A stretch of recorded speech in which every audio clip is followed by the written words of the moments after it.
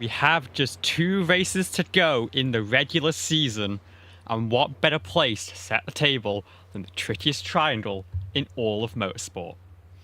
Welcome to round 11 of the BSR AMSOIL Truck Series Season 7 at the Great Pocono Raceway, live and exclusive on JCTV.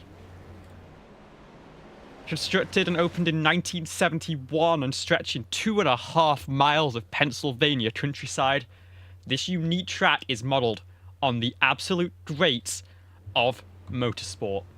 Turn 1, banked at 14 degrees, models the Trenton Speedway.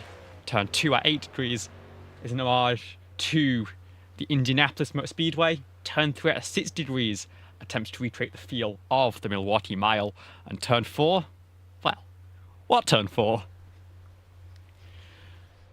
We've got a couple minutes left in practice, and the championship fight for the playoffs is well and truly on a knife edge. One of the 2 wildcards has been claimed. If the second one is picked up tonight from someone outside the top 10, then Justin Durand and Nathan Full, who currently sit level in 9th and 10th position, will be put in a duel going into Atlanta. And let's not forget Tristan Maher and Cody McCorkle lying in wait, looking for a mistake from either driver to propel themselves into that hunt. Times in practice, and Michael Kruger, who has an average finish of 3.5 in 2 starts here, is at the top of the board with Rivers Jones, Justin Durand, David Durand, and Tristan Maher rounding out the top 5. It's definitely a strong list of names at the top of the field, exactly who we'd expect for such a difficult technical track. Last week was the road course that drives a bit like an oval, so this week we've got an oval that drives more like a road course. Michael Kruger, of course, has had 2 very good finishes, but has not taken a race win. And in fact, with Cameron Caldwell being absent today, we are guaranteed a new race winner at the end of 80 laps here tonight. I'm so excited to bring all this action here for you today. I can't wait to go on board for some of these qualifying laps and see just how on edge these cars are as they navigate through these 3 very unique corners that all offer their own challenge and opportunity for moves to be made.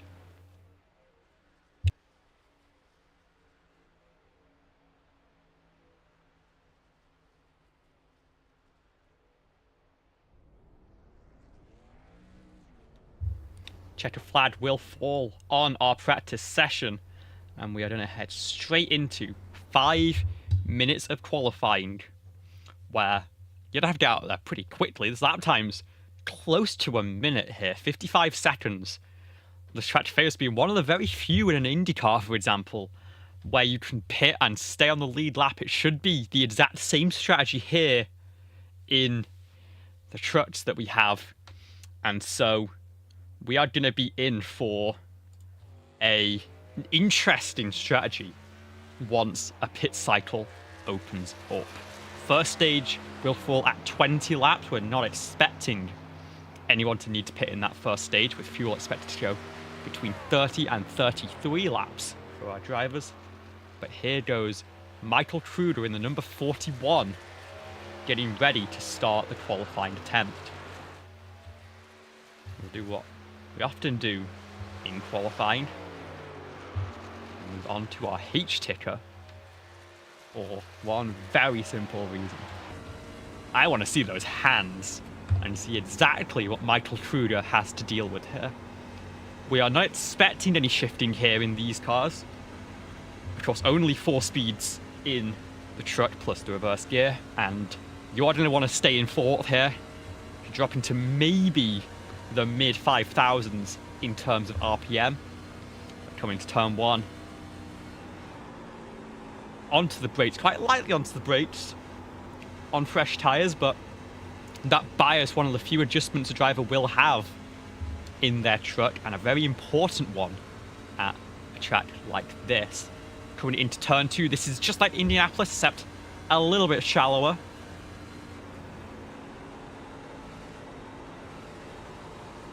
Nice and hutch to the inside, using all the track on exit, and then turn 3. Of course, Milwaukee, more of a paper clip. This is a little bit shorter of a corner than that.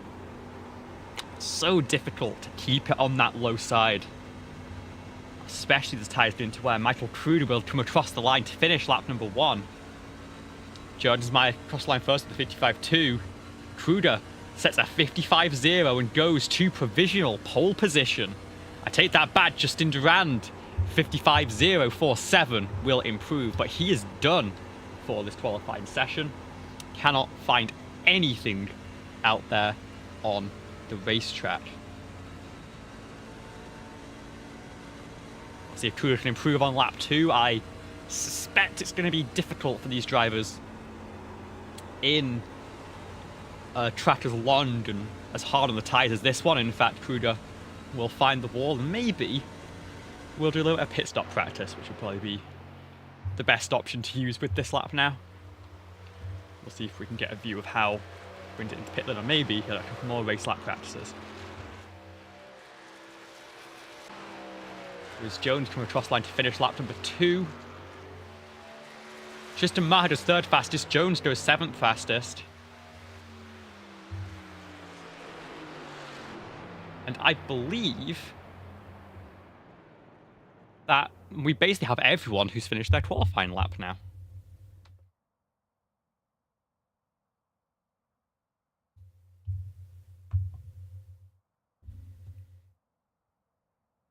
I believe my stream net has crashed right as that happened. Stephen Thornton and David Duran, the only drivers to not have times on the board. I'm not sure whether that is a decision from them or whether that is a penalty being served from a prior race, but they do not have the option of setting a lap.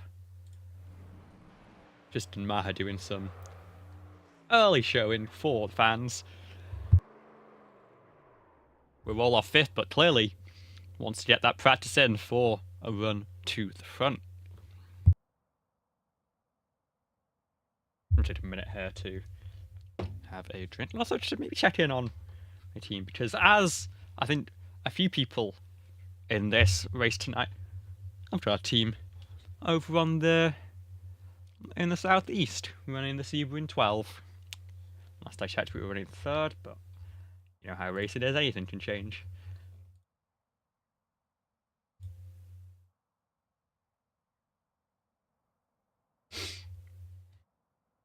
Let me, rather than yapping, I should probably fix the Stream Deck software before we get going.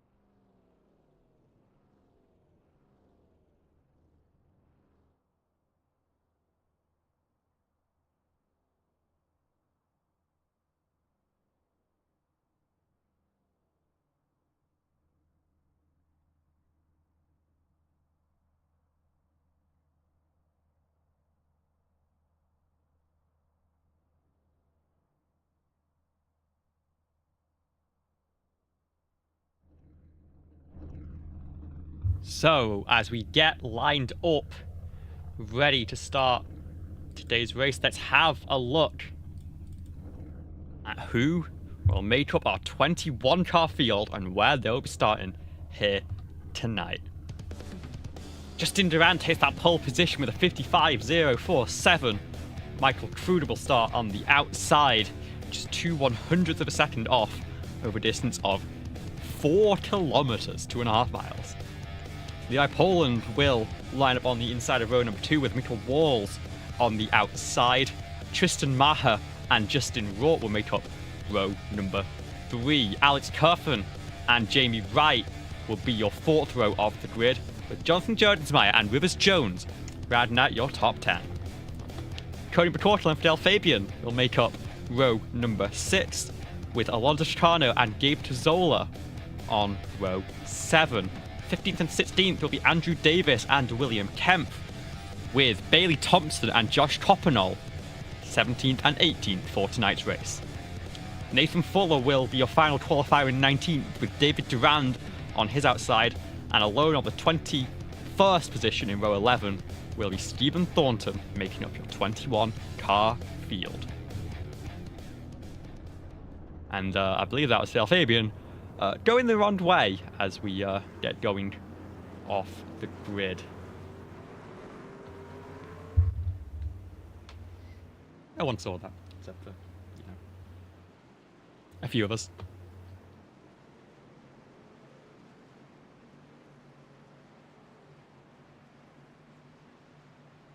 Get rolling. Does this button work yet, or does it show the wrong numbers? It does work. Hello, 80 laps on offer, mostly cloudy, but I've got to say, a warm track temp. August weather in Long Pond, Pennsylvania, with a track temp of 116 Fahrenheit and an air temp of 81. Translate to people like me, it's 27 Celsius in the air, 47 on the track.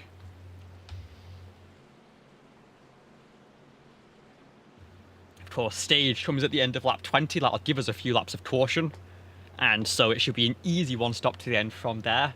It'll be a question of when you pit, do you go for that undercut to protect yourself from a caution and bring you to the front of the field, or do you pit late, try and use those fresh tyres at the end of the race? Not long left to go now. Field entering turn number 3, and of course there's no turn 4 to come after that. The pace truck will be straight off, and it'll be up to Barney the Flagman to get our race going. Justin Durand, Michael Kruger. Two very similar looking trucks on the front row of the grid, of course, showcasing our wonderful channel here. And as the field picks up the throttle, we are underway here in Pocono. Walls immediately going for the 3 wide here. It's typical of a restart or restart at Pocono. The drivers fan out 4, 5 wide even, and then have to find their way through, have to pick a line through the opening corner and not get tangled up with each other. Drivers doing a good job so far to stay in one piece, but turn 2 is a real pinch point. Indianapolis, usually not a track you go side by side in. The tunnel turn here is no different at Pocono. And then as we come to the wall, Kruder's into it. Kruder makes contact. That will shuffle him back behind Justin Durand. He managed to get the jump on at the start. Yeah, Poland down 6 spots already. This is a little bit of a draft race, and so you can expect some people to move up and down the field, but it is our pole sitter Justin Durand still leading at the end of lap 1 of 80.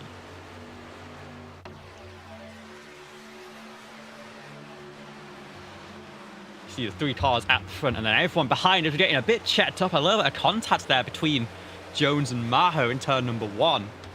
I think they're going to get it sorted out, but they're going to be actually side by side still. And Tristan get a bit of help from Cody McCorkle there to try and force a move on the inside of turn number 2. Jones may have nowhere to go, and Cody might be trying to follow the number 17 straight through, but actually great defensive run on the outside line for the number 18. They are going to stay in lockstep into turn number 3. Right, the wall really does sneak up on you on the edge there. You've got to be careful. As in fact, that's Jamie Wright who gets into the wall, moves down a lane, and so Jones and Maher split either side. And in that kerfuffle, Jones has actually managed to clear and hold on to a 5th place. As now Wright and Poland are to be fighting side by side. I love this racetrack so much. Justin Durand with the 55.4 is currently fastest. That's a truck all hard into the wall.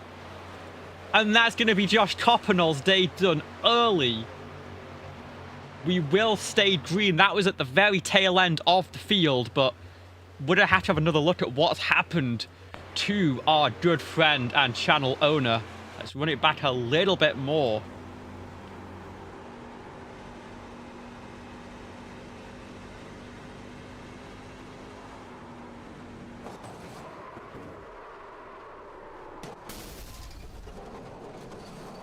I mean, you can see that the wheel didn't deviate there.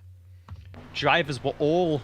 I say, Josh was still keeping it pointed straight forward. It just did not grip back up and straighten out on exit.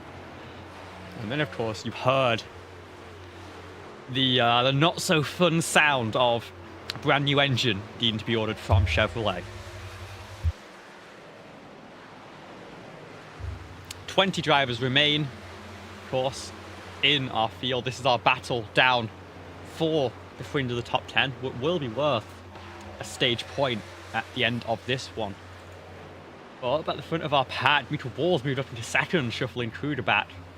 And now Justin Raw looking to do the same. Goat Racing trying to put a foothold here at the front of this field. With how draft heavy this is and how important the bump drafting can be, it really does help to have a friend. And, well, Mika and Justin have exactly what they need in teammates up at the front of this field.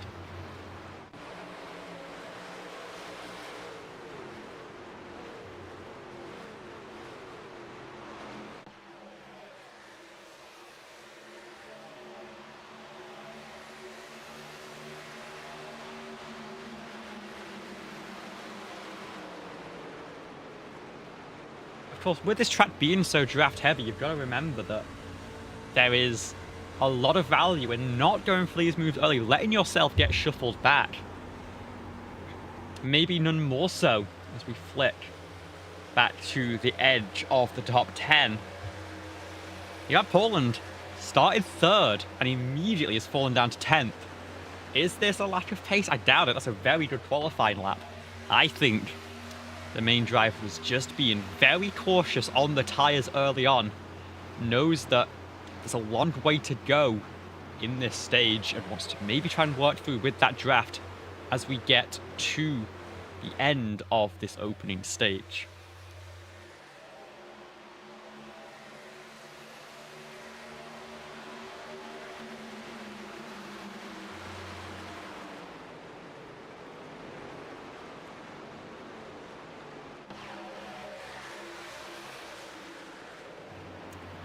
Timing having just a little bit of trouble keeping up with the action right now.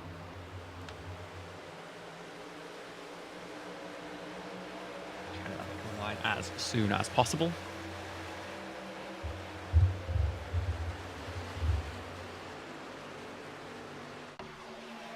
See at the front of shot there, the drivers fan out, trying to break the toe and then following it as they move down the racetrack. And then of course everyone gets back to the high side to arc into turn number 1. Then a little bit of break even in quali trim. Turn 2 was doable with just a lift, but I'm not sure that's going to be the case anymore. I'm not sure even in those conditions that we have, how hot the track's, I think we probably needed to be on that middle pedal a little bit more, coming through tunnel turn there.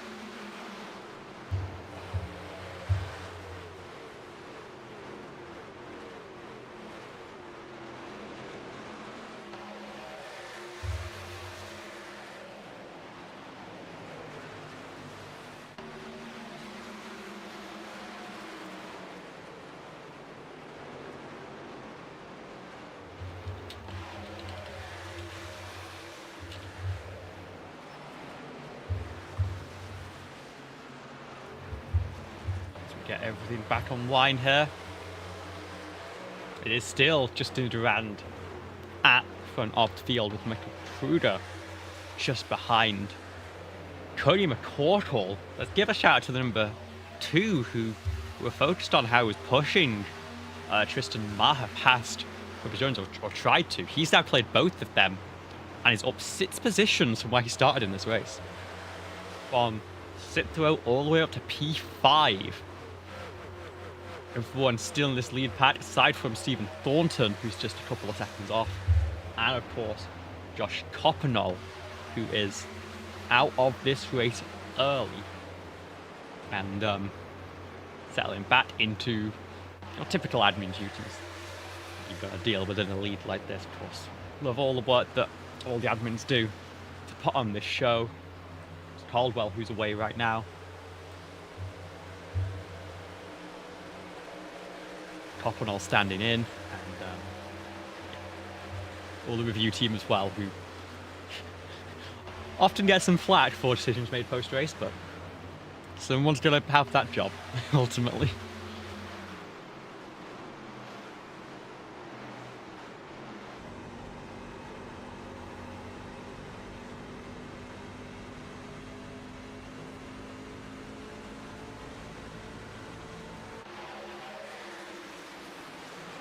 We're definitely in sort of calm before the storm here. Cody McCorkle and Rivers Jones are really helping each other here. I'm gonna cheat a little by using this. Not teammates. It has been pushing the launch. China Motorsports in turn 1. A lot of these drivers very familiar and close to each other through years of racing, so you're gonna have some alliances that eat and cross team boundaries. And honestly, maybe for Rivers, he just wants to try and get this pack up to the top 4 to put themselves in position, go for a move late in the stint.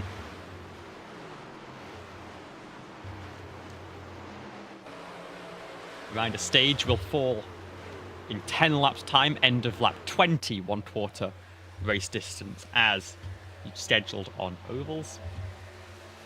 We'll award points from 10 down to 1. And those could be all the difference in a championship fight. I mean, real NASCAR right now would show you how powerful stage points can be with drivers in vastly different spots in the boards to where their average finish position is, just how many points they can pick up in those earlier phases of the race. Right now, everyone's very much settled through and want to try and get through stage 1 clean. It's always good to set the tone with a nice, clean, fast opening stage to give everyone confidence to push and to do some good moves throughout the rest of the contest.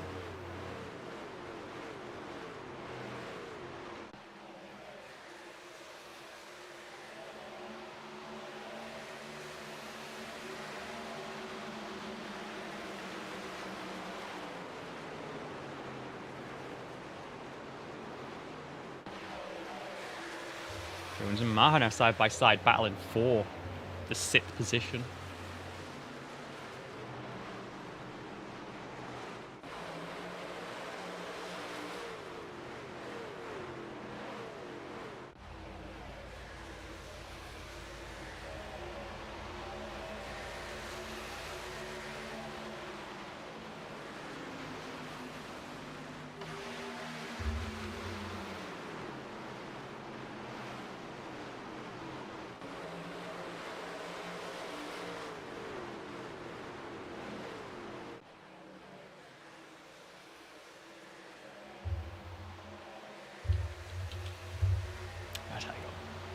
I don't hit this button often, but I think now might be a really good time to crank it up just a little bit.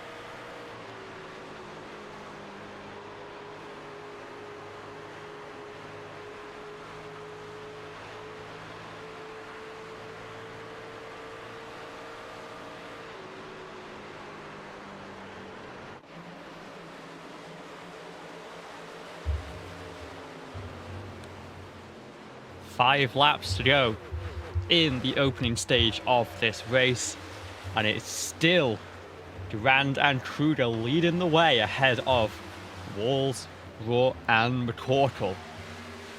Nathan Fuller has moved from 19th on the grid up to 12th. Yeah, Poland has fallen from 3rd all the way to 18th. I'm not sure whether that is as much of a tyre save as we initially thought. There's actually a little bit of a break in the packs here. P11 running more than a second now away from the drivers ahead, and this is going to cut off the slipstream. They're going to have to hope for a little bit of fighting towards the tail end of the lead pack, because otherwise those stage points, well, they're all out of the windscreen right now, and everyone from here on back is just fighting for track position for the back half of the race. 10 miles to go in the opening stage. Can Chicano and Fuller work together to try and get back up to this lead pack? Or is it going to be a fight between Durand, Kruger, Walls, Raw, Korkel, Maher, Kerfen, Jones, Jordensmeyer, and Gabe Zola for those 55 precious points in the regular season standings?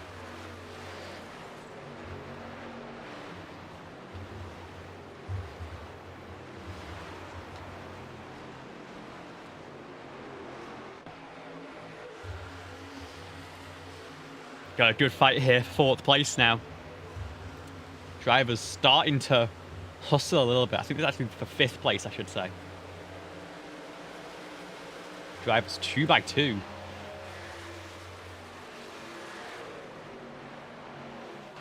In fact, the top 4 really breaking away now. More than a second away as these two go side by side. Kerfen and Maher almost giving the door to each other as well. Jones and McCorkle also side by side behind. And then, of course, Jordensmeyer and Zola. Most importantly, these 4 working together for the time being, letting themselves pull away. The question is, how long will it last? I'll tell you a fascinating call here. Jamie Wright down on pit lane is going to flip the stage. We're talking about how you can stay on the lead lap. I hadn't thought about a driver going for this. This will cycle the 8-9 to the lead of this race, because now pit lane's closed. No one else can make that same gamble.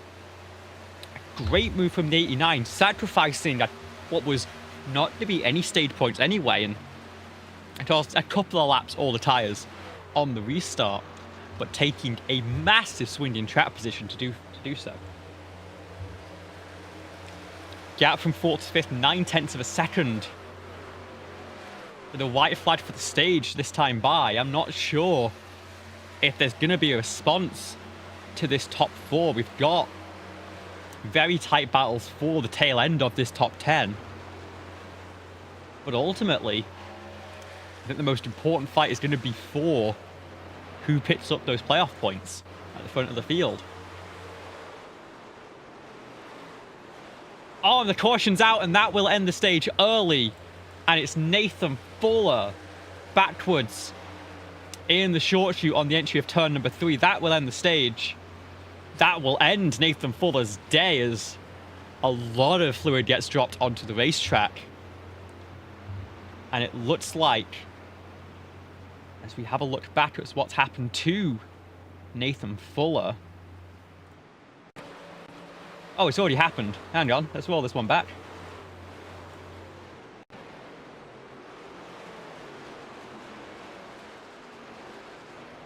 Is there help on the way in? It looks like there is, but I'm not sure if Fuller comes down or whether the contact is from another... It's tough to say. Let's have another look at this incident in super slow-mo. Let's go on board with Fidel Fabian behind. This is the camera we're looking for. Fidel goes low on the entry of turn number 3. Nathan goes for the block. But by that point, the 11 is there. And that is going to, I believe, completely end Nathan's day. Really unfortunate incident. We'll go back to live pictures. The drivers, I think, are going to be heading towards pit lane. But first of all, let's have a look at our stage ticker, which I believe that caution will set those results. It is Justin Durand, Michael Kruger, Michael Balls. Oh, and Thornton's messed it all up. Justin Raw, Tristan Maher, and then Alex Kerfen, Rivers Jones, Coney McCorkle, Jonathan Jonesmeyer, and Dave Cazzola, who I believe would set your top 10 in that stage. 2 drivers stay out there. Bold gamble for them. Everyone else down on pit lane, taking service. Who is going to be the one to get out of the box first? Oh, and it looks like Kruger gets the better launch out of the pit lane there, but with the advantageous box from Justin Durand, maybe he got to the line first. It's tough to say.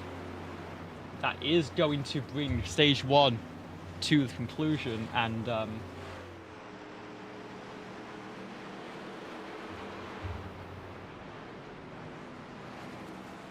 goodness, I've forgotten who it was that had the stage lead there. I meant to pull him in for an interview.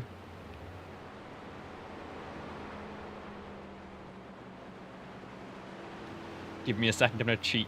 Hang on. You're not going to see anything.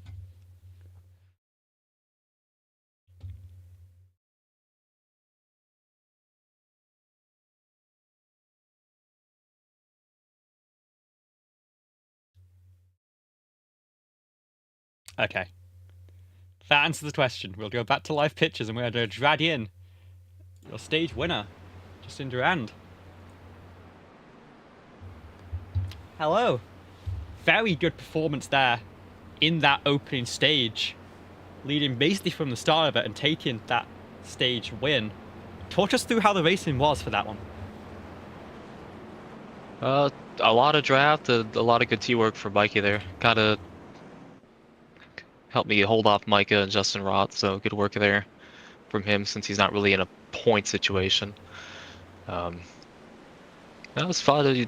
You always like when there's nobody in front of your windshield and you're leading the race, so can't complain. Couple drivers, of course, staying out there. Jamie Wright, I think Jamie Wright's the only one actually, tried to flip the stage and gained a lot of track position. How are you expecting to race against the number 89 coming through on this restart? Hopefully just get by him as soon as possible. So I think he pit with probably about 3 to go, so I don't know how hard he pushed the tires on those last couple laps prior to the caution, but just need to get around as quick as possible and get the track position right back. Sounds good. Well, we are entering turn 2 on the 1 to green, so I'll let you get back to your team, and I hope to be able to talk to you again at the end of the race. All right, thank you. That was stage winner Justin Durand. So I had to confirm that in the iRacing UI. It's the problem, that's so similar to the number 41 of Kruger. It was running up front the whole stage. But we are in confirmation. Durand's got those 10 regular season points and I believe 2 playoff points. I could be wrong on that one. But it is Jamie Wright who's flipped the stage. Tyres only 3 laps older, only really a lap and change under green for the 89. The pace car will peel off. Right now in control as we head into the restart zone. And it's a good getaway as we get going green once again. Kruger going for that side draft. Gonna try and take the lead, or at least take that inside line to turn number 1. Drivers not fanning out the same way they did in the initial start. Justin Raw going to try and follow Kruger through, but it doesn't look like it's going to happen. Wright is actually going to stay alongside the number 41 here and retake the lead on the way down the long pond straightaway. But now coming in towards tunnel turn, the outside line is not going to be the most favoured. Or is it? Jamie Wright continues to hold the lead. And maybe the tyres are being a little bit warmer is helping out the Toyota Tundra on the outside right now as he is chased down by a swarm of Chevrolets. Kruger out of turn 3 might finally be the one to get the move done. And you can see Justin Moore immediately goes to follow the number 41. Wants to be behind the driver on freshest tyres. And push. Justin Duran, you mentioned you want to get round quickly. He's going to do the same, but now Kruger doing a little bit of drafting, a little bit of dirty air through turn number 1 to that number 89 truck. They're going to stay too wide on corner exit. Remember, fuel window 30 to 33. This final run is set to be 58 laps after stage 1 was ended early with the incident that retired Nathan Fuller from the race. Which means that the window to pit to get to the end is going to be, let's say, between 2 and 5 laps, depending on how much you're pushing and how much you're saving. But those laps could be absolutely crucial. Mika Walls getting buffeted from left and right there. He's going to slot in and put some pressure on Tristan Maher. The Kerfen behind, and Gabe Tazzola at number 95. A couple of new paint schemes in this week. Unfortunately, one of them already out of the race, but that is Mika around. And that will be the second caution of the evening. But truthfully, we may have gotten away with one there. Looks like potentially very little damage to everyone behind, and Walls just with a chunk out of the right front. Hopefully just bodywork that can be fixed up in this pit stop. On benefit of Pocono Raceway, very, very long stop times. And then on the caution lap, so you can get a good amount of damage fixed as we try and look back at what happened to the number 7. This is all the way back on the restart, in fact. So, I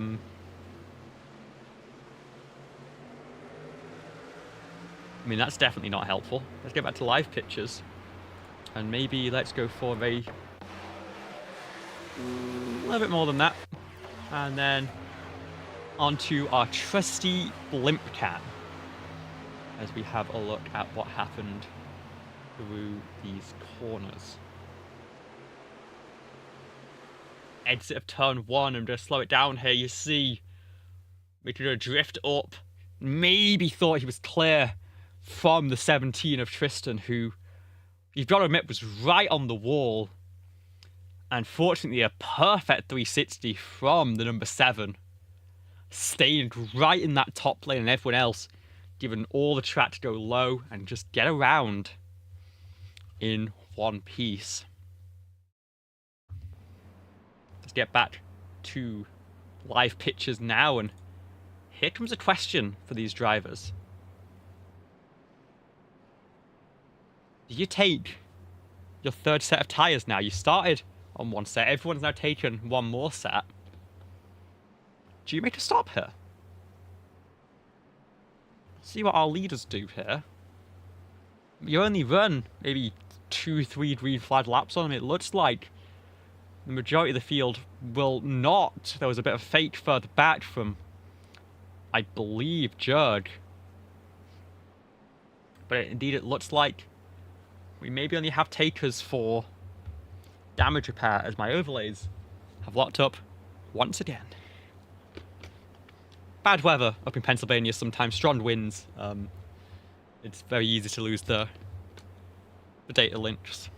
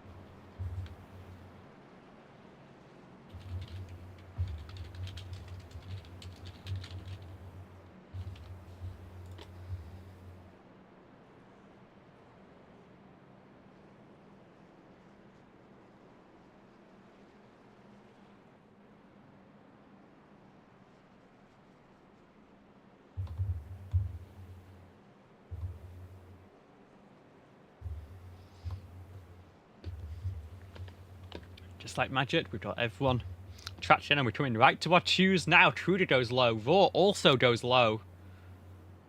Wright and Jones go high. Michael Walls gets rolling on pit lane. Great cut on the camera shot there. Gets rolling just in time to stay on the lead lap. That's not a great omen for the wellness of the number 7 truck, though. Having to take all of that time for the repairs suggests that it has been in better shape, shall we say. And I'm sure number 7 hoping for at least one more caution to get some damage fixed. Of course, Wall's second in points right now, but yet to take a race win. I'm sure I was hoping this could be the one, but it's still not looking ideal for driver of the number 7. Field enters turn 2. Number 7 all the way back. Oh yeah, my diagnosis there is that that was a big hit and damage to specifically the right front suspension, not just to the bodywork. Sure, it doesn't quite look on pace and comfortable in the corners, as the field is gonna streak through. It looks like Pocono has come back out after getting a fresh engine put into number 42 and has claimed... No, my timing's going the wrong way. Never mind. Ignore me. Pace truck pulls off. Michael Kruger in control of the field, and gets a big early jump. A push from the 76 as well. And Jamie Wright struggling on reaction there, and is going to back up a lot of the outside lane as the field meanders back towards the Wolf turn number 1. Kruger and Rourke both able to clear the number 89, and I think this is where those slightly older tyres are really going to start to feel the pain for Jamie, as stuck in traffic, you get in that dirty air now, you're not able to run the line you might want to run in the corners. It's going to start to hurt, but of course only a couple laps of green flag running difference between the drivers. The trap position, I think it was worth it. I think it was a smart move for a driver who was already going to be denied stage points by how the field had split, and now holding on to the top 5 as they start to walk away a little bit. Only by a few tenths, but you can see behind Alex Kerfen leads as Pocono and Maher are going to be going side by side through turn 1. The 95 Dave Zola looks for a third lane, maybe clear there, maybe try and thread the needle. And it's given the 89 a little bit of an opportunity here. Of course, another caution, I think the field would come down pit lane for a fresh set of tyres, and that would, of course, lock in all of the gains that was made by flipping the stage there.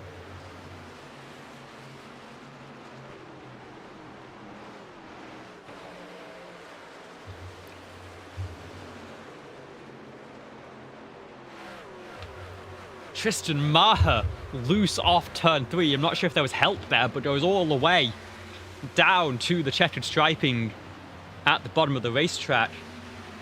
Badge keep it out of the wall, thankfully, but will fall all the way down to 12th place and has some work to do with Cody McCorkle ahead. A driver who I think must have had a long stop after a great run in the early stages of, well, the opening stage.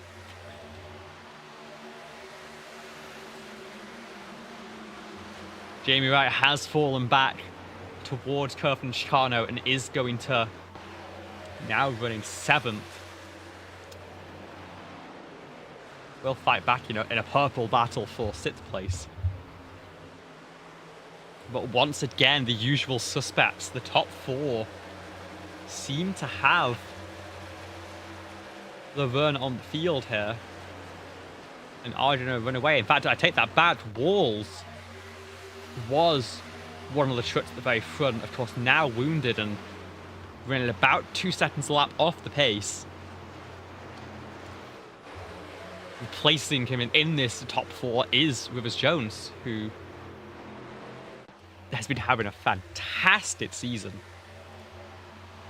Again, leader in points. Yet to take a race win, but has 3 top 5, 7 top 10s.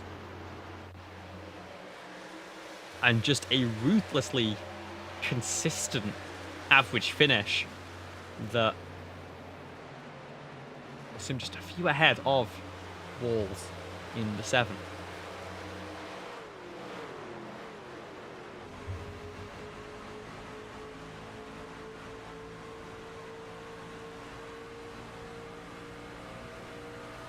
Durand gave a little bit of thanks to drivers around who pushed him forward. I'm not sure whether that has been returned there as he gets to get shuffled back there down to 4th place as Jones pushes right through and follows up into 2nd and 3rd. A little bit of worry as Michael Kruger has a 4-10 lead, but of course no draft to be found for the 41 at the front of the field. And will slot in. Close back up.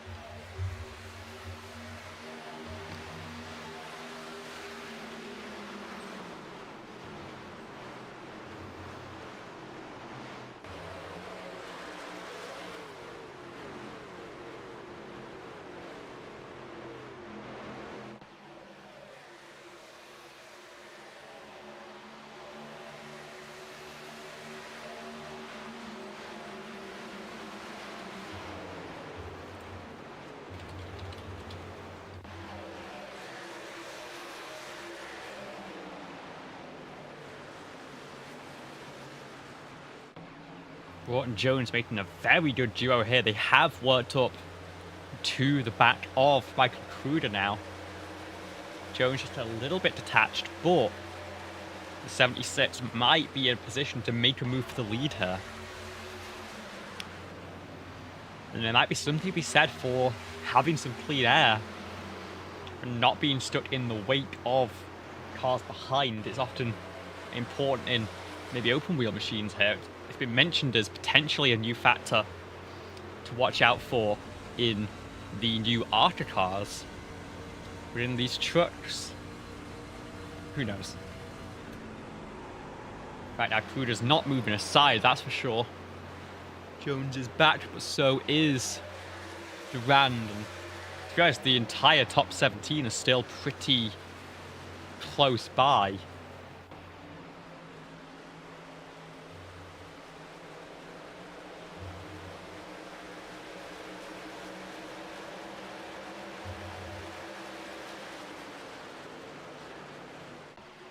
So there's definitely a bit of a patient game going on as drivers settling in and waiting for that spot. Go into pit lane around lap 50 and get it home to the end of the race.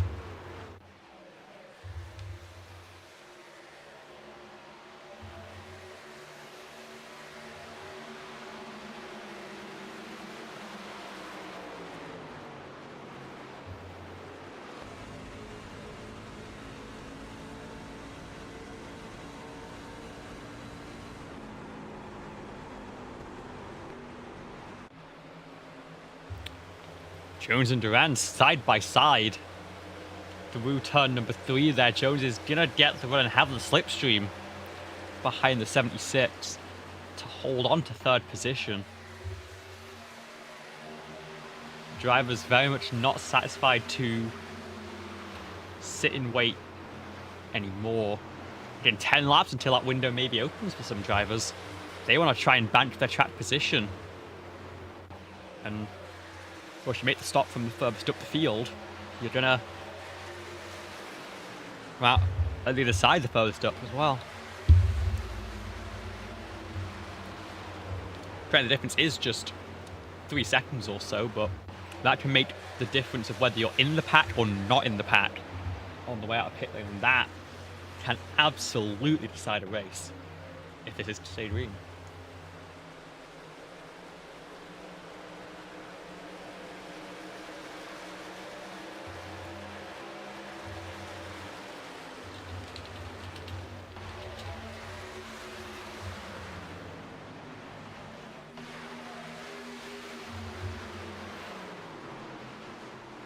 Moves further back, suddenly breaking 2 by 2 at the tail end of the top 10. It's Jordensmeyer and Wright on this front row. Durand and Fabian still locked side by side as we come out of turn number 1. And they've got to be careful because, well, I mean, Gabe Cazzola is 9/10 off Alonso now. This could split the patches up if they're not careful. They're going to stay side by side through turn 2 as well, and now into turn number 3. Durand on the inside, Fabian on the outside. Now Cody McCorkle wants to get a piece of the number 11. But Fabian is going to have the run here. Is maybe going to look for a move on the inside of the front stretch and is going to tuck in, start pushing to bring Durand back up to the drivers ahead. But currently the top sits with a little bit of breakaways. We have side by side now for the lead.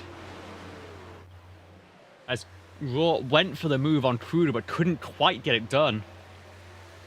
And this is now definitely the spot to watch, as it seems like the tyre wear may be big enough for people who really want to start getting to the front. And the people who are on the more worn tyres are fighting for everything they've got, knowing there's just 10 laps or so until that pit window opens and everyone makes the dive down pit lane.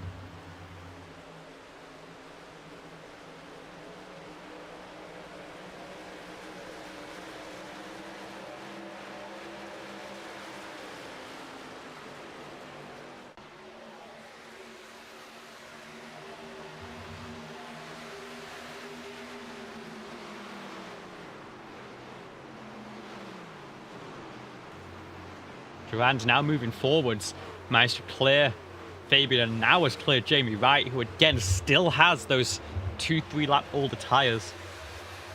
It doesn't make the world of difference. I think more of a factor at this point is how well you've managed this second set of good years, but it's still going to be a factor. It's still going to be important, and I think crucially for our field, because we've had these green flag runs, only a couple of cautions back to back at a natural pit stop timers. Durand runs the high side in turn 3, interestingly. If we do get a string of cautions late in the race, and it has been known to happen, I have personally had to sit through a lead race here with 5 overtimes. We will not talk more about that one. You can get those late cautions and have some very tight restarts to the end of the race. And in that situation, having those extra sets of tyres, if you need to take them, can always be very handy indeed. We're now past the halfway mark, and all drivers, as far as I can count, still have 3 fresh sticker sets of Goodyear tyres waiting for them in the pit lane.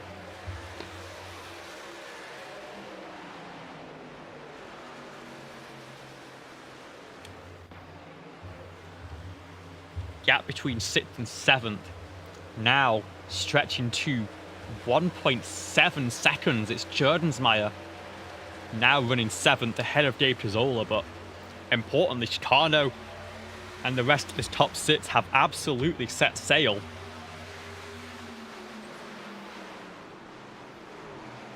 can see how far back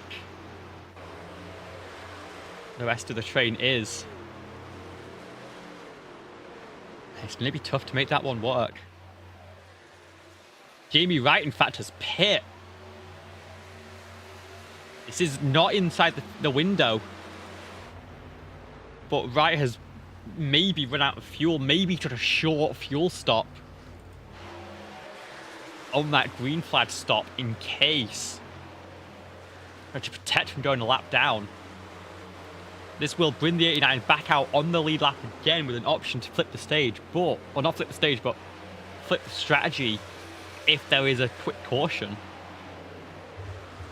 But if this race stays green to the end, I'm not sure if the 89 is going to have enough to make it. They're going to have to take a splash at the very end, and that, well, I mean, they're behind 41 seconds right now. That would be the margin. And the drivers in this trailing pack, in this peloton, still not getting these organized. Durand is moving. There's the caution as Dave Trizzola goes around on the exit of turn number 1. And I was doubting Jamie Wright a little bit. I still am. We'll get to that in a second. But first of all, Gabe Trizzola goes sideways on the exit of turn number 1. But manages to keep the truck looking okay. We'll see what happened.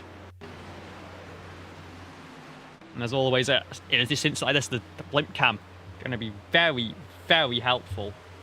There was contact with David Durand there. And then Trizzola kind of pinched a little bit on exit. Not expected from the driver on the inside, I believe. Let's say Cody McCorkle, I think that was.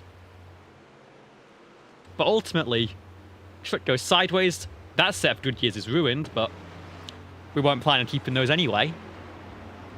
And everyone stays in one piece. The bid winners from this may be Jamie Wright, although as we get through this pit cycle, there will be a little mention of fuel that I'm going to make. Because, oh yes, it might be that time. But also, bid win for that driver in the back of shot, Michael Walls.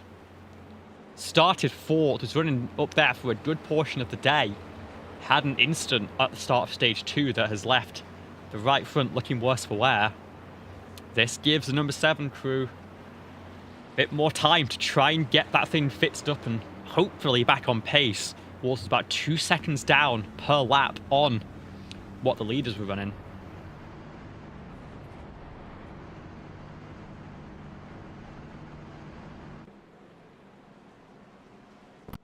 Hopefully this will give him an opportunity to get things fixed up.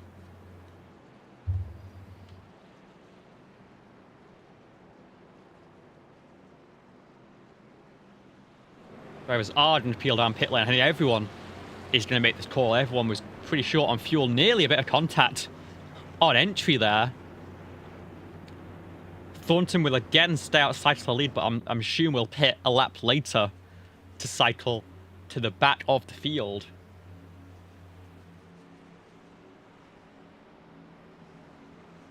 Jamie Wright, of course, has also stayed out. But as we peel into the pit boxes once again, it is going to be Durand in first, but it is Durand in the first pit box, but I think Kruger who actually got service started first. Walls is rolling. Raw is rolling, but it is going to be the number 41 of Michael Kruger who retains this cycle lead on the way out of pit lane.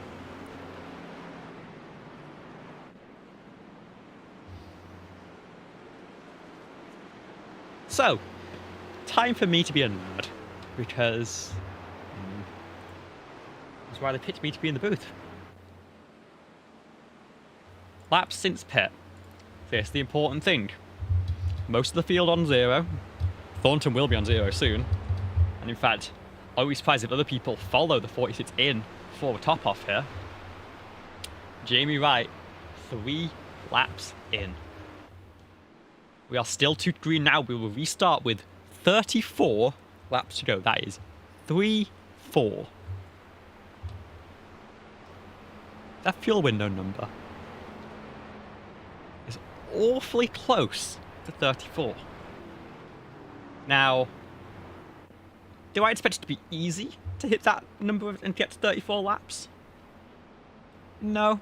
Might require a lot of lift and coast. Might require a little bit of clutching, maybe.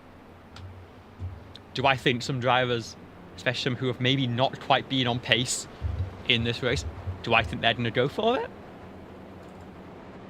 Well, look who's on pit lane. Tristan has been fast all day. decides, wants some more fuel, wants the extra, maybe, pint of fuel back in the car. Dave Pizzola wants some more fuel. Andrew Davis wants some more fuel.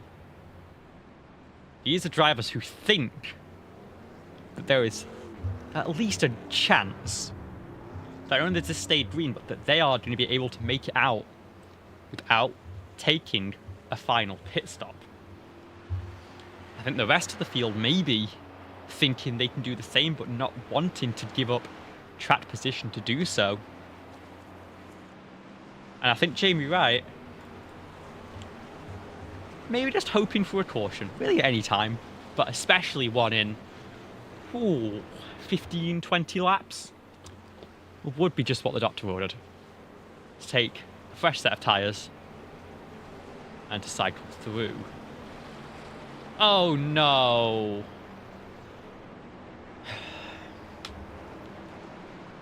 So, a new truck in the top 5, as we get ready to go back green, is Bailey Thompson. And Bailey Thompson had an 11.4 second pit stop at the end of lap 44. To me, that says 2 tyres. And to me, whoever Bailey Thompson's strategist might be, who may or may not be watching this stream, I think they've made a huge mistake here. We will see very shortly. It's Jamie Wright on, again, very fresh tyres who will lead the field back to green.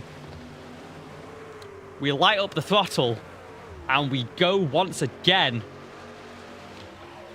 Wright is not going to clear, tries to move down to cover Michael Kruger, but the 41 will have the line into turn number 1. We're going to be side by side. 3 wide a little bit further back. As drivers fan out. And this is where the racing's really going to start. Everyone's been jostling. You already see Thompson struggling to hold on the inside of Justin Raw. I'm a little bit worried about what's going to happen in a lap or two's time as the rest of the field gets through. Further back, drivers side by side. Ooh, that short shoot. As we click through 33 laps to go. About one full fuel stint. We'll see which drivers are setting up for the long haul. And which drivers are going for a bit of a sprint here. Top 5, all very close together. Raw pushing Jones on that low side, moving high very late and getting them all unsettled. I tell you what, Jamie Wright's doing a great job holding on here. But again, I doubt he's going to have the friends that all the drivers who've been running safely up front the whole night have. It was a gamble of a call that really could have very easily not paid off for the 89.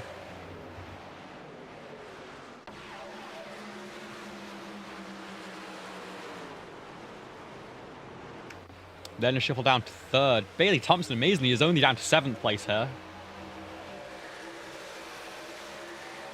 Now, if I had to bet, I'd say that this crew is expecting to pit another time. They're not looking at this fuel save because if you expected to be going for another 34 laps, you'd want a fresh set of left side tyres as well. I think this is indicating that this team might pull down pit lane maybe as early as lap 60 even, to take the final stop, take 4 fresh tyres then and go to the end. And I think they're going to hope that no one can make it. I'm not so sure. I think this is a very risky call indeed, and you can see the pressure that's being applied. Kerf and McCorkle side by side behind. 27 holding on for the time being, but surely it's just a matter of time before this goes a little bit sour for the driver who, remember, was only on the 2nd series start here. You can see already the gap up to the top 6, half a second. None of these drivers further back are going to want to wait around. Even if you're in the fuel save game, you want to have cars ahead of you to save off. I'll tell you who's not on the fuel save game. Michael Kruger sets the fastest lap of the race. I think there's a number of drivers here who are not having that on the radar and are trying to split this final run in half. As we're 3 wide in turn number 2, we might get a caution here. As Thompson gets shuffled to the high side, no room being given. I think a little bit of a bump from Conor McCorkle, potentially. Alex Kerfen has gotten around. Conor McCorkle on that inside line. Tristan Maho going to follow the number 2. And yeah, if flipping the strategy and having a couple up older tyres gets you shuffled to the back, like we've seen from Jamie Wright, I'm not sure a 2-tyre course is going to get you very much at all. Assuming this is 2 tyres, of course our timing could be a little bit wrong, but that's the only way I can think of how Thompson got through that high up on the restart. We're going to be 3 wide into tunnel turn. This is not a corner you want to be 3 wide in. No one's going to back out. They're all going to stick it, in fact. But there's a little bit of rubbing on the exit. And 3 wide again into turn number 3. Duran going to back out on the inside line. Pocono going to shuffle Thompson to the inside. And is going to have the nose ahead into turn number 1 here. But the draft allowing the 24 to fight back as it pinched all the way up towards the outside wall.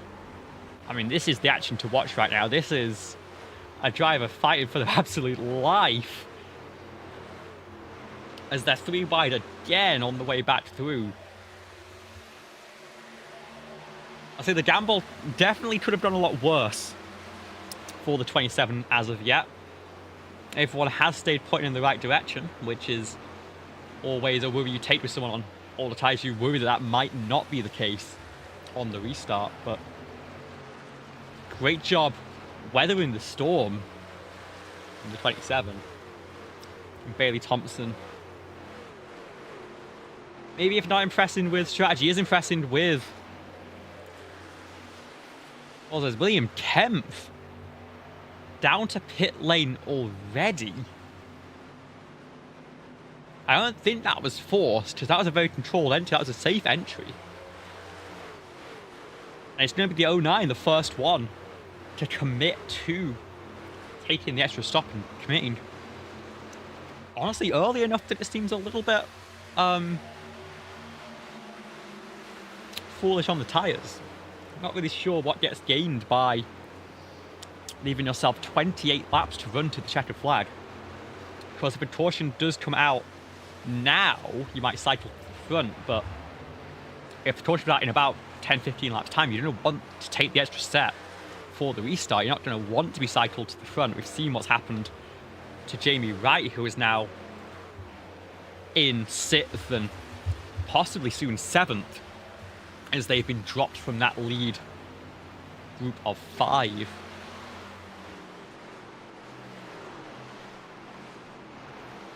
And indeed, the 89 is down to 7th place and tucks in right behind the bumper of Alex Kerfen to maybe push the 30 back up towards Jonathan Jordensmeyer.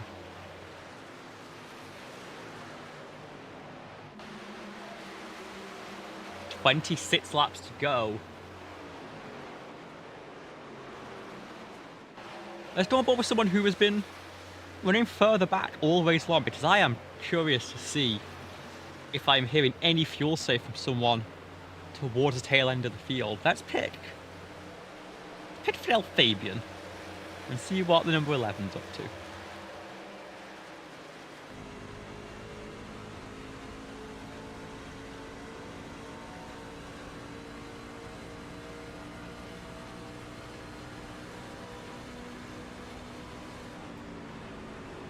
That's not fuel save.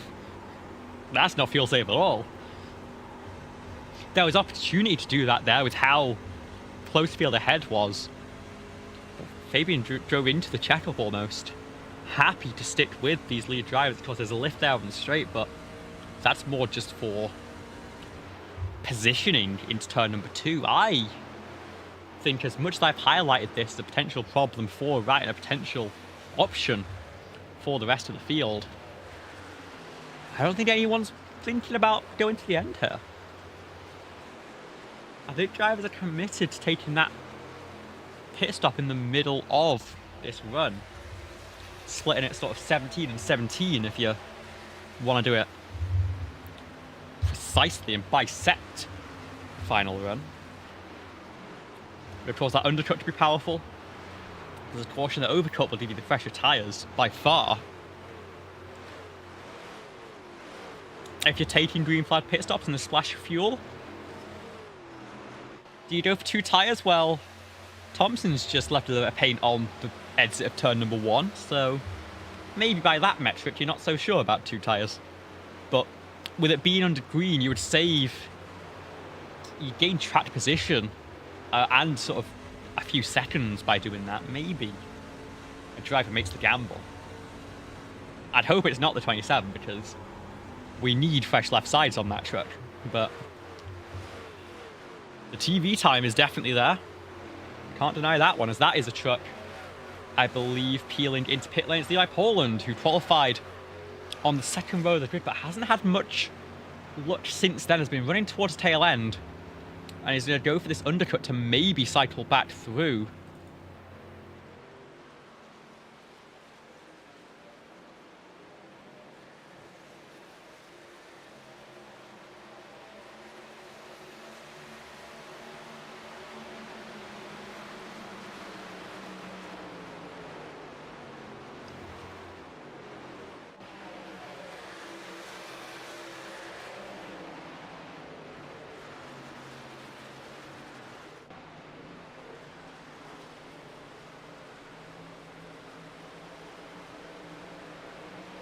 Poland has left pit lane and merged in about a second ahead of William Kemp, who pit 4 laps early. That's bad news for the 09's chances of making that undercut work. I'm thinking maybe the draft, if you pit out of the draft, that's going to hurt you a fair bit more than what the old tyres do for the leaders here.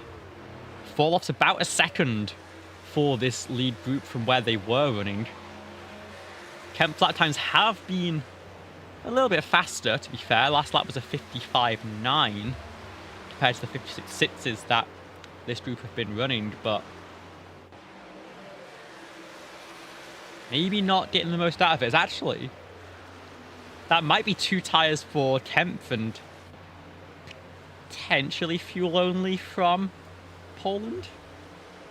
There's people going for gambles here. That might be why the 90 got ahead, actually, if they had a 3 second shorter stop, but I'm not sure that call is correct. The 2 drivers in a voice call may be thinking they are masterminding something here, as we'll say Michael Kruder running away from the field a little bit. Has had a 6/10 lead for a second. Lotus Slipstream will draw Duran, Jones, Raw, and Co back in. I mean, that would make sense why you take the pit stop early if you're maybe not planning to take the tyres the same way. You're going to have to run the same length on them anyway, so you may as well go for a strategy gamble.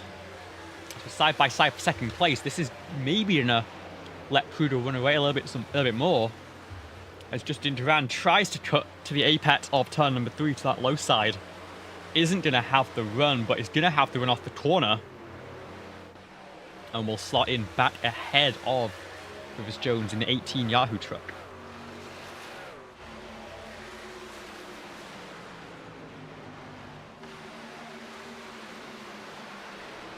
No more takers down pit lane just yet. Reminder, this may be possible on a fuel save, but I wouldn't say I've seen any drivers actually on that number. I tell you who we could check. We could check the 17 of Tristan Maher.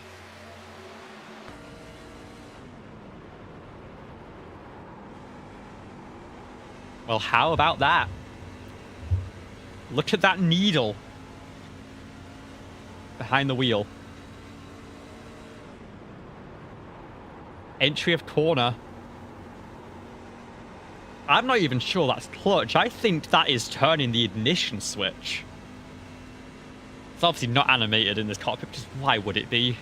But this would be the situation where it'd be very helpful to see that.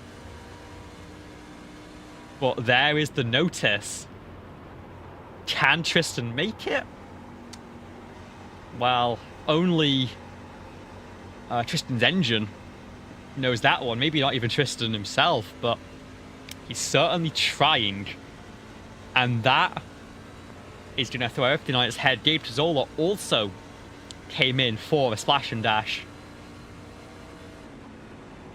Not pulling the same strategies, maybe has abandoned that fuel save gamble. I mean, it's of course possible to go into pit lane, go for a little bit of a punt, and then to fail and just to realize you're not going to get there and go back to a typical race strategy. But of course, still in the pack, they still have a chance at this one. It's not like that splash and dash has cost them too much in track position, as Bailey Thompson will come into pit lane here. Levi Paulin pull into pit lane, and it looks like it's retired from the race, so not liking where the strategy has worked out there for the number 90. That's the right side tyres, if we can get a little bit of a cam. And thank goodness, fresh left side to Bailey Thompson. Gamble could have done worse, I will say. We'll see where the number 27 cycles out, as we are within the final 20 laps of this race. The leader's still holding firm on this cycle, waiting to go a little bit longer. Start lap 63 now. If you wanted to split it exactly in half, this would be the lap to pit. How many of these drivers are like me and are nerds and in the cockpit on their dash pulled out a notepad and paper and scribbled 34 divided by 2 before this last run? See who makes the call this time by. It's Kruger, Durand, Jones, Rourke, Kerfen. Durand and Jones very closely matched here. Kruger sits tenths up the road. But this will be your opportunity to go for an undercut, pit early, get the fresh tyres on now, use the pace to jump up a couple of positions. The top 4 all stay out, the top 7 all stay out. It's just Jamie Wright who takes the pit stop at exactly this moment. And if the rest of the race has taught us any patterns, that means that the caution will fly within the next 60 seconds. There's been some luck for the 89 on that so far. We'll see if lightning strikes a third time, as we are side by side in the battle for 11th place. Into tunnel turn here, Andrew Davis slots up the inside of Cody McCorkle through turn number 2 and sits it on exit. We'll cover back to the outside. Any leaders in this time? And they sure are not. Of course, we're not expecting the 17 to make that pit call anytime soon. We're expecting the 17 to run out on the track if need be and roll it through turns, well, turn 3 on the final lap. Tristan doing some shenanigans in that 17 truck to try and bring home what would be his first win of the season, and would lock him into the playoffs. Actually, this could lock him into the playoffs when he's currently 20 points adrift after being denied by the wild card of William Kempf. Bailey Thompson goes purple in this one, so the fresh tyres definitely getting some use out of them. That lap is 2 seconds faster than what the leaders are running this time by. 55.329 for the number 27 driver. The leaders holding firm. No takers that time by. 15 laps to go now. Maybe these drivers are setting up for a 2-tire stop. Maybe for a splash dash. Maybe they're just thinking a caution is going to fly. Raw is going to try and get the move done on Durand for third. They have bunched back up to Trudeau. Those tyres not able to outrun the draft. And it looks like Raw is derailed to clear. Though he might wash up in turn 3 here and reopen the door for Justin Durand. The top 4 stay out once again. Top 13 even. I don't think many people are planning to pit here. I don't know whether the fuel numbers maybe a little bit easier than I thought, because only Tristan has been going for that hyper save in the number 17. And one of the drivers to top off. This is going to be a very interesting ending indeed.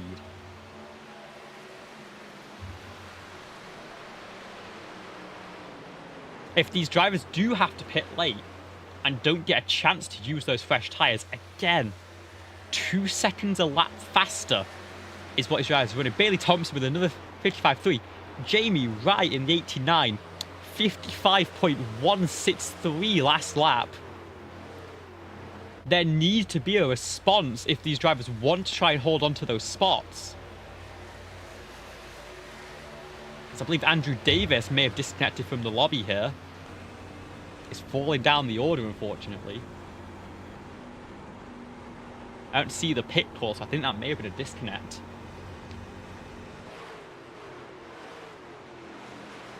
On the 99.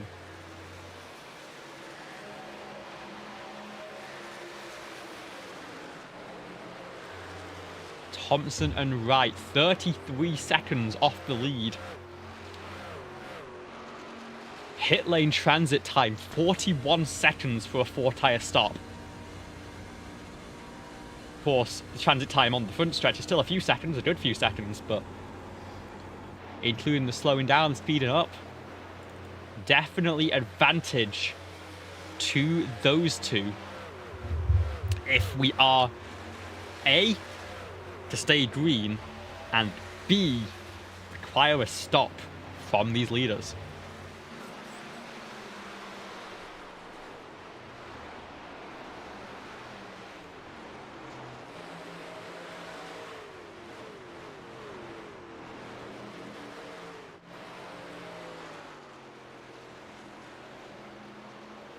I don't know who to watch right now. The battle for the win could be this battle for 15th right now. If no one else can save. William Kempf pit, but didn't take 4 tyres. Only 3.5 seconds up the road and is running a second a lap slower than these two right now. They're going to be side by side into turn number 1. And Jamie Wright is going to get the move done without much fight there. I think both drivers know they need to get moving. Back at the front of the field, coming to 11 laps to go, no one is going to make the left turn down towards pit lane.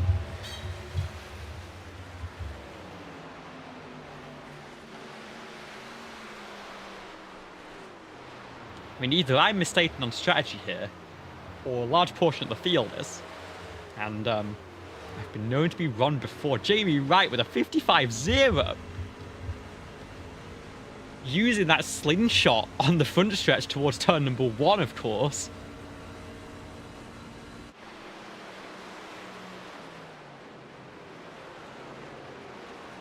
Wright and Thompson running some fantastic lap times, taking chunks out of these leaders. That is now down to 30 seconds for this.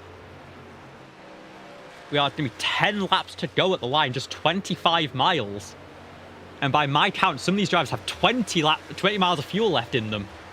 Justin Durand needs a stop. Justin Durand maybe a little too fast on entry. Justin Durand gets away with it. We'll roll down pit lane. They'll cycle the lead up to Rivers Jones with 10 to go. But Durand yet to stop in his box, of course, the pole sitter box. Jamie Wright and Bailey Thompson are going side by side on the exit of turn number 3 now. There they go, past the pit lane. Justin Duran still taking the left side tyres will finally get rolling. But by the time he's up to speed, could be 7-8 seconds back with just 10 laps to chase this one down. Did the rest of the leaders pit? Was that the signal to make that call? No, it was not. Are they holding out for a caution? Do they think they're good on fuel? Or are they taking a gamble and rolling the dice here? Tristan up to 4th place. We know Tristan's been saving. If anyone can make it, it's going to be the 17. Maybe more can. Maybe. I was a little bit too cautious on my estimates there for fuel. And maybe this is a little bit more simple than we were thinking, but if Justin Durand made that tough call down to pit lane with 10 to go, I'm not sure the numbers work out so well.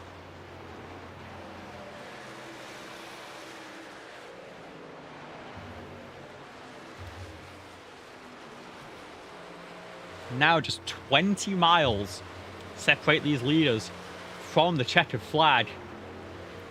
The top 4 will stay out. The top 9.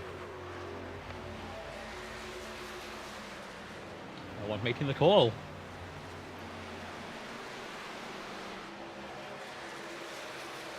Bailey Thompson and Jamie Wright are now on the back of William Kempf in this battle for currently P13. At the end of the day, who knows? Justin Durand sits 1.5 seconds in tow on those fresher tyres. 10 laps fresher than Bailey Thompson's. But Thompson's still running 56 zeros here. Still has great pace on those 11-lap-old Goodyears. Can they clear William Kempf here? Didn't have help from Jamie Wright, you'd assume. He's going to go with the driver on the fresh tyres, try and get them both through at the same time on the way in. Still no takers in that lead pack. Just 7 laps to go in this race.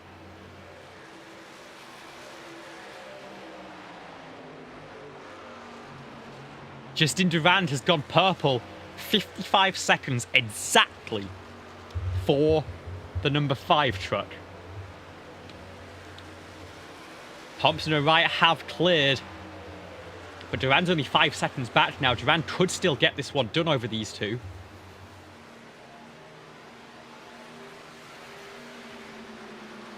But what say the leaders? Tristan Maher now up to 3rd.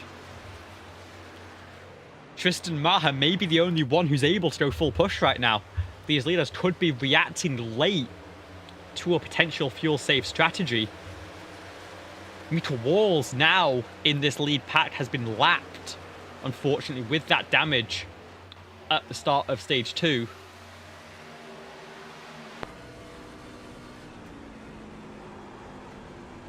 And Tristan was full push into turn 1 there.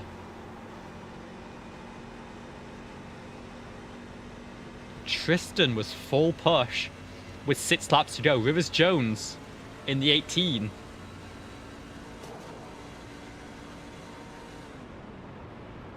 Now Jones is panicking. I think the drivers who have stayed out have made the call that they are going to try and get to the end here. Justin Rohr just with a coast. It'll be 5 to go at the line here. They're going to stay out. I don't think you can make the call to pit here, but the question is, who has 5 laps of fuel left in the tank? You need maybe 2.5 gallons to make it 5 miles here. Maybe close to 3, in fact, so to make it 5 laps. Maybe close to 3. It's going to be very tough for all of these drivers. Justin Durand isn't far off Thompson and Wright now, but I'm not sure that is going to end up being the fight for the win. Tristan within a second, we heard that lift and coast, that clutch coast in that potentially engine ticking fuel save early in this stint, going for the endurance driver strategy in the endurance driver livery. Jones is responding now, forced to react to the fuel situation. Now 10 miles, all that's left on the scheduled race distance. Of course, a caution now, we go to overtime. And, well, we throw this whole conversation out the window because everyone comes with 4 tyres then. Well, maybe everyone. Tristan wants to get around Justin Raw here. Tristan wants a run at your race leader, but the 76 not interested in opening that door right now. Tristan gonna take the low side in turn 2 here. Late move. Keeps the entry open. They're gonna be side by side. They're 1.2 off your race leader. Justin doesn't have much draft on this one. And Tristan is gonna cycle through. Is maybe gonna stick it on the tires. Raw's trying to come back on that low side. And the gap's now 1.4. I think further back, that was Michael Kruger running slow. I thought someone made a peel onto pit lane, but no one did. Maher and Raw still side by side. This time, Tristan has the high side. Make sure we're on live pictures. 3 laps to go. Tristan has 1.4 seconds to your race leader. Has started to go full push again. Rivers Jones is into the wall in turn 3. I think it was maybe, so in turn 2 was maybe a bit too focused on that fuel save. He's still having to clutch in, maybe switch the engine off in the corners. The truck always gets a little bit tight. It always straightens out a bit when you get back on the power there. 2 laps to go here. Maho is 1.1 seconds back. He can lock himself into the playoffs and save himself a lot of stress next week at Atlanta. If he can just claw in that second. 1 second is all that's in it for the number 17.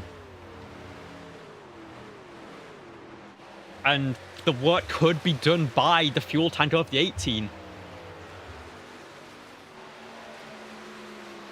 I mean, there's no way you pit now. You've made your call at this point. If you're half a lap short, you hope you can save half a lap. Or you hope that the throttle just keeps working. We've got fights further back. Chicano's gotten around just into round Fidel Fabian past Jerdensmeyer, but the leaders will come to the white flag. There will be no caution now. 2.5 miles for Rivers Jones to make it at racing speed and fend off Tristan Maher's late fuel save charge. These two are leaving the rest of the field behind completely.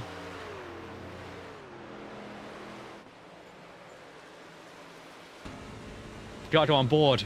We've got to listen to the engine.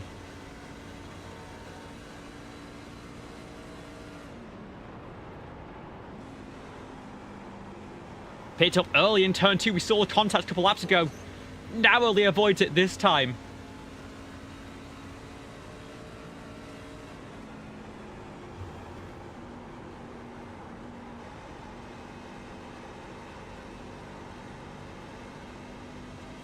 Powers out the final corner. Rivers Jones makes it work, will win at Pocono. Tristan Maher finishes in 2nd place. Justin Raw, Alex Kerfan and David Durand round out your top 5. And a fair chunk of that lead pack do end up making the fuel save work. And it'll be Rivers Jones' first win on the season to extend the championship lead heading into the final round of the regular season at Atlanta.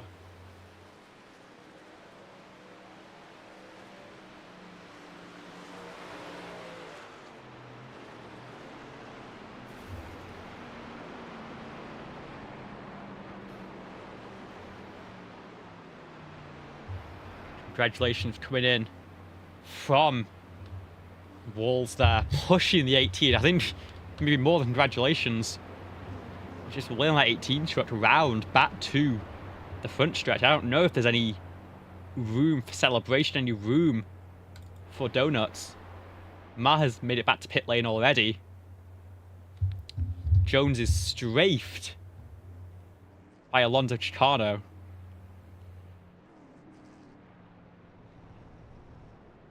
I think it might be a very silent celebration for the number 18 here, who gets it done on the fuel safe and will win at Pocono.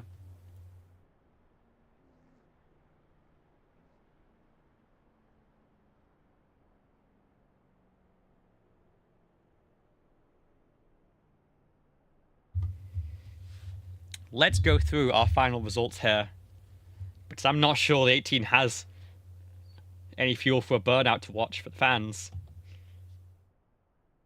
That's the wrong ticker. Let's bring home this one.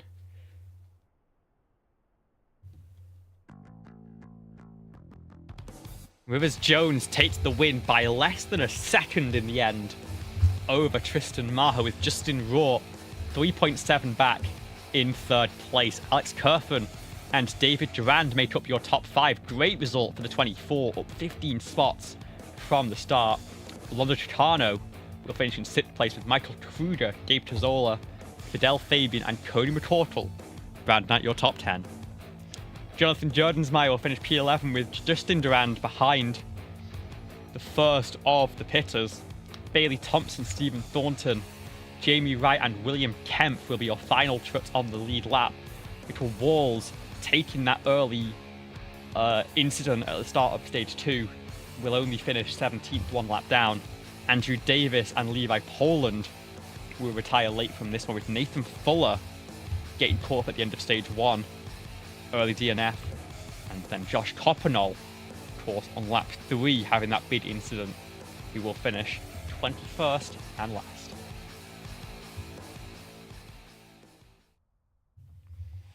And with that, we have some drivers in waiting. Let's get a word from our fuel save race winner, Rivers Jones. Congratulations.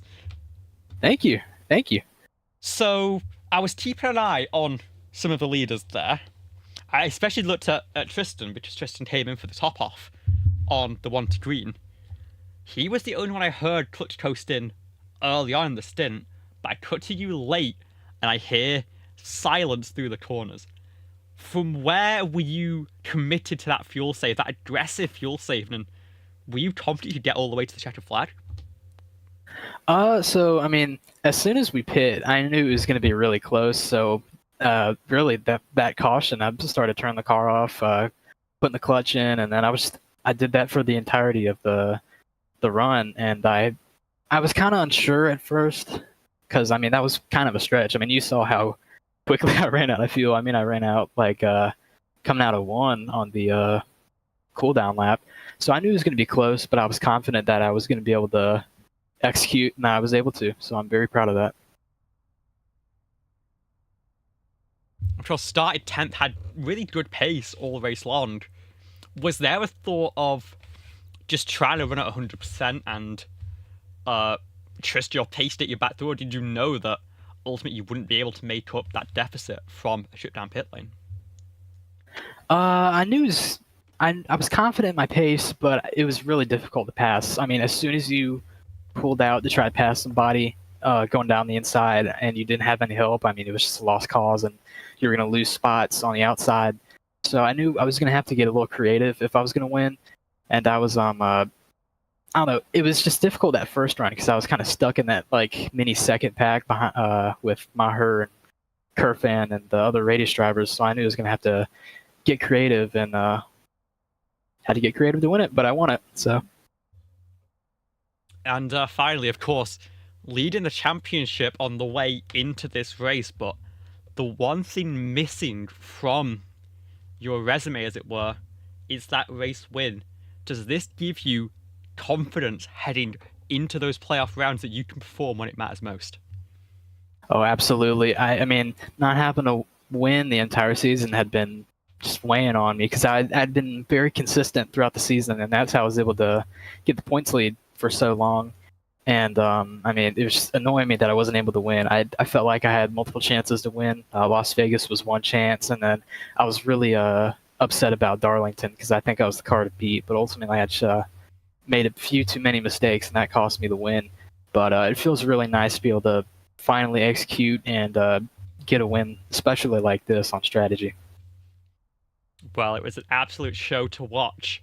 Of course, before you go, any shout outs, sponsors, thank yous, the floor's yours. Congratulations on your first win of the season. Thank you. I'd like to shout out my mom and dad. I love them very much. I'd like to shout out all the people in the Go Discord I was with, Justin, Gabe, Micah, all them. Yeah. Thank you so much for joining us, and once again, congratulations. Thank you so much.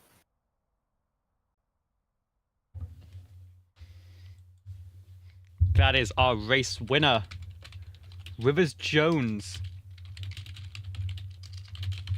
We will now move on to the driver who came oh so close in this one, your second place finisher, Tristan Mahone. We had a conversation last week, didn't we, with maybe a tough tone. How does it feel to come so close yet again, but not quite find what you need? I think this is what I needed, to be honest.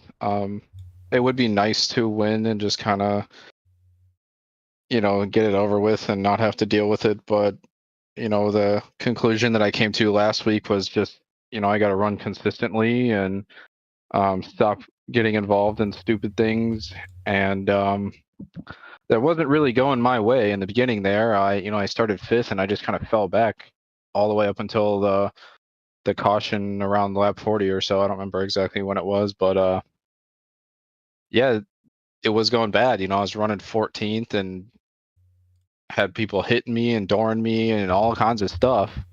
And I was getting a little flustered. I'm not gonna lie, I couldn't help but get flustered. But I ended up making the call to go down pit road to top off there because I was already kind of way in the back, and that was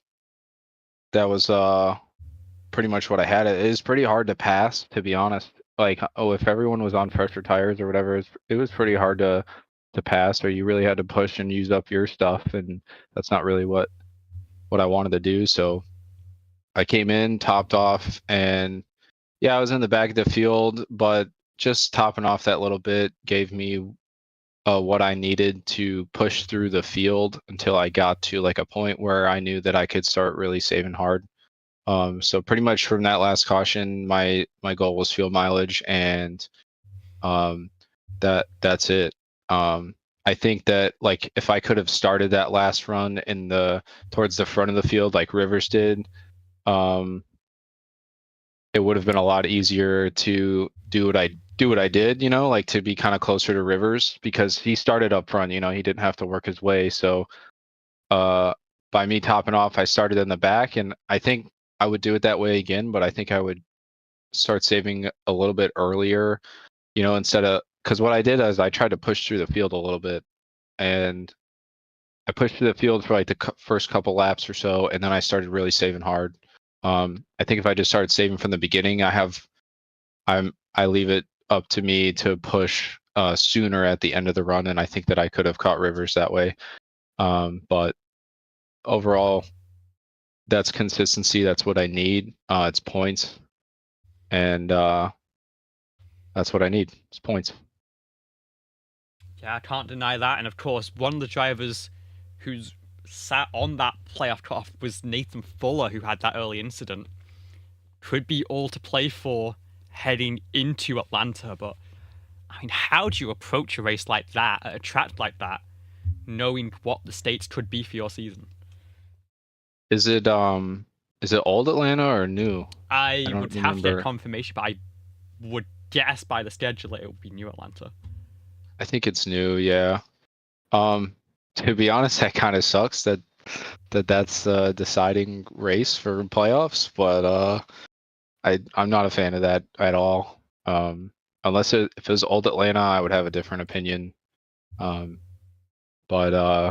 yeah, leaving it up to a super speedway race at the end is kind of not cool. But I just gotta be calm and run my race and hopefully stay out of the stuff. Stay out of the stuff.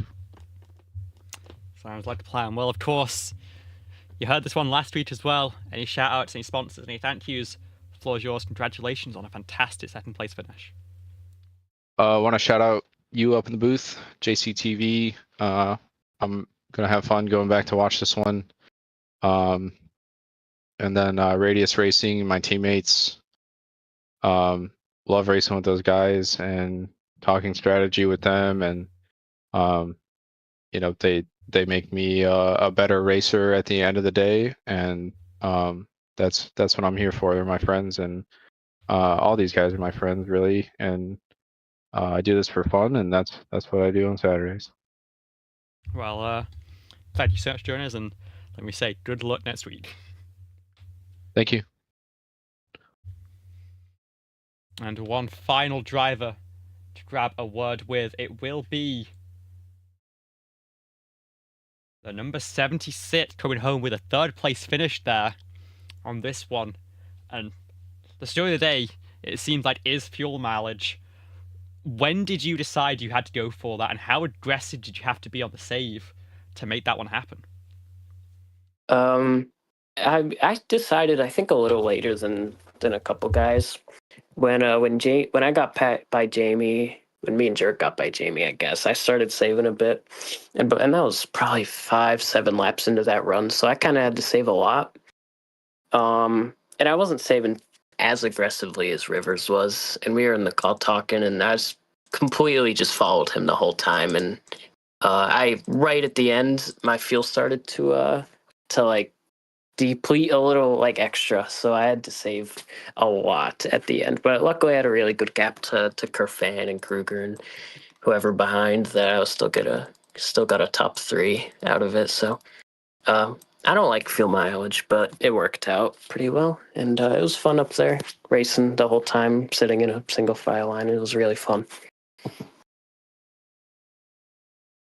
And of course, solidifying yourself at the top of the board heading into the final race of the regular season at Atlanta, and looking ahead into those playoffs. You got a few drivers on the team, by my count 4 GOAT cars that are gonna be sat in the playoff spots right now.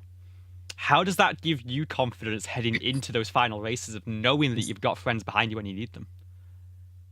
It's definitely going to be big at, obviously, Talladega and them, and Michigan. But when it comes to playoffs, it is a whole lot of every man for himself. So yeah, I mean, teamwork will definitely be there. But when it comes to the end of those races, you're not going to settle and just sit behind the guy. So as long as it makes sense, you're going to make the moves, and it's nice having all the cars in the playoffs. Gives us a really good shot at one of us having a championship. And Rivers, he's not technically on GOAT, but he's still been really good, and he'll work together with us all. And I don't know. I think we'll all have a really good shot at it, and we always do work together really, really well. So,